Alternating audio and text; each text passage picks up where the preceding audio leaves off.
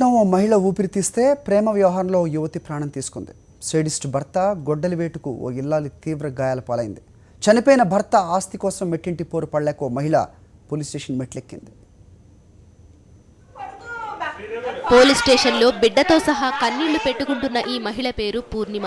తూర్పుగోదావరి జిల్లా రామవరం గ్రామానికి చెందిన పూర్ణిమ విజయవాడకు చెందిన హరికృష్ణరెడ్డి భార్య. ఓ కూతురు పుట్టిన తరువాత భర్త ప్రమాదంలో మృతి చెందాడు. అప్పటి నుంచి ఆమెకు మెట్టింటి వేధింపులు మొదలయ్యాయని అంటోంది. 10 లక్షలు ఆడపడుచు కట్నం తీసుకున్నారు, 50 లక్షలు కట్నం ఇచ్చాము, అయినా సరిపోలేదు, ఇంకా అది ఇది అంటా ఉంటే మా హస్బెండ్ తిట్టేవారు, వద్దు అసలు అలా అమ్మాయిని అలా అనకండి అని వాళ్ళ అక్కతో మాట్లాడడం కూడా మానేశారండి. అయినా అమ్మాయి సిగ్గు లేకుండా వచ్చేది. ఇంకా మా అత్తగారు మామగారు కూడా ఆ అమ్మాయికి సపోర్ట్ అనమాట. పాప పుట్టిందని ఇంక అప్పటి నుంచి ఇంకా హెరాస్మెంట్, ఆడపిల్ల పుట్టిందని తిని ఎప్పుడూ చూసేవారు కాదు. లాస్ట్ ఇయర్ మా హస్బెండ్ యాక్సిడెంట్లో చనిపోయారండి. అప్పటి నుంచి హెరాస్మెంట్ అనమాట. మా హస్బెండ్ పేరు మీద ఉన్న ఆస్తి నన్ను తిరిగి రాయమని, లేకపోతే పాపని నన్ను చంపేస్తానని బెదిరించడం మొదలుపెట్టి అప్పటి నుంచి ఇంకా ఏదోలా హెరాస్మెంట్. నా దగ్గరకు డాక్యుమెంట్స్ అన్ని తీసుకుని వెళ్ళిపోయారండి. కొడుకు ఆస్తి తనకు ఇవ్వకుంటే చంపేస్తామని బెదిరిస్తున్నారని బాధితురాలు పోలీసులకు ఫిర్యాదు చేసింది.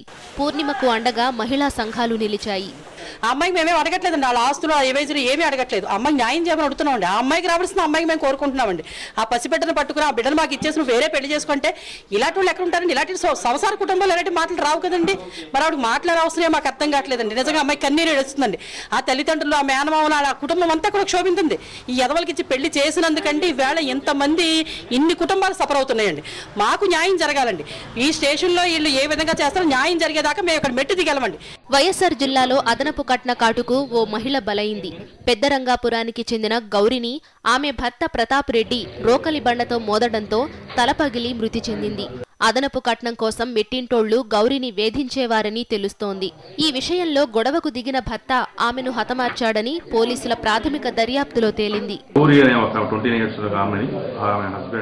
ప్రతాప్ రెడ్డి అనే అతను రోకల బండతో తలపై కొట్టి చంపడం జరిగిందండి. రెడ్డిను అతని తమ్ముడు వెంకటమన్ రెడ్డి, అతని తల్లి సుశీలమ్మ ముగ్గురు ఆమెని కొడుతూ ఖరాస్ చేస్తూ ఉన్నారు. 12:30 ఆ ప్రాంతంలో భర్త అయిన ఈ ప్రతాప్ రెడ్డి రోకల బండ తీసుకుని ఆమె తల మీద కొట్టడం జరిగింది. ఆమె 108 వాహనంలో తరలించిన హాస్పిటల్ తరలించినారు. అక్కడ ట్రీట్మెంట్లో చనిపోవడం జరిగింది. ఆమె ప్రకాశం జిల్లా కారంచేడు మండలం కుంకలమర్రులో భర్త చేతిలో ఓ ఇల్లాలు తీవ్ర గాయాల పాలయ్యింది. కారంచేడుకు చెందిన సింగరాజు మద్యానికి బానిసయ్యాడు. తరచూ భార్య అనురాధతో గొడవకు దిగేవాడు. భర్త పిల్లల ముందే మద్యం సేవించడాన్ని సహించలేకపోయిన ఇల్లాలు అతన్ని ఇంట్లో మద్యం తాగొద్దని కోరింది. దీంతో రెచ్చిపోయిన సింగరాజు గొడ్డలితో భార్యపై దాడి చేసినట్లు బాధితురాలి కూతురు చెబుతోంది. ఎవరమ్మా? ఎందుకు తాగొచ్చాడు, ఇంట్లోనే పెట్టుకొని తాగుతున్నాడని పారబోసింది. పారబోస్తే అది పారబోతే నిన్ను చంపేస్తానన్నాడు. అయినా ఎలకుండా పారబోసిందని గొడ్డు తీసుకొని రాబోద్దు ఒక ఆంటీ ఇంట్లోకి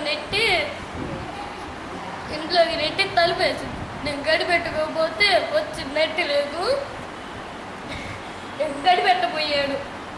గడి పెట్టకపోతే గడి పెట్టనీయలేము.